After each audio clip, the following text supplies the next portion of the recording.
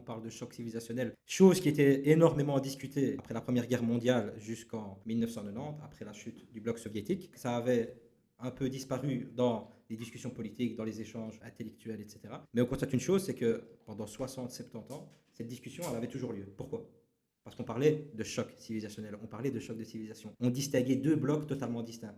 Et il y a une question qu'il faut se poser. Qu'est-ce qui était réellement et qu'est-ce qui nous permettait de distinguer ces deux blocs distincts? Il y avait une base commune. Ils avaient tous les deux quelque chose qui leur était propre. Qu'est-ce qui leur était propre? C'était ce qu'on appelle la hadara, la civilisation. Et la hadara, c'est quoi? C'est un ensemble d'idées, un ensemble de concepts, un ensemble de valeurs, un ensemble de critères qui vont venir régir la vie des gens. Le bloc communiste n'appliquait pas la même politique que le bloc de l'Ouest. Chacun avait son propre système économique, chacun avait sa propre manière de voir la religion. Il y en a un qui, à l'Ouest, disait ta religion, tu peux en faire ce que tu veux tant qu'elle n'intervient pas dans ma vie, c'est-à-dire dans la société, dans la sphère publique, et tu en as un autre qui te dit totalement l'opposé, que la religion c'est l'opium du peuple et c'est quelque chose qu'il faut totalement abolir. On constate une chose, c'est que tous deux avaient des réponses sur ces différentes réalités. Tous deux avaient leur propre système économique, tous deux avaient leur propre agenda politique, tous deux avaient leur propre système de gouvernance, et tous deux avaient leur manière de gérer les affaires des gens.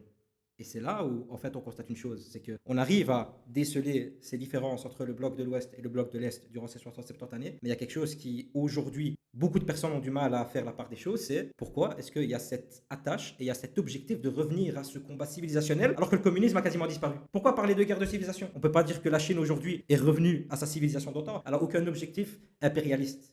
Elle veut juste garder sa sphère d'influence dans sa petite région. Et peut-être, potentiellement, si on lui permet de prendre Taïwan et prendre le contrôle de la mer de Chine.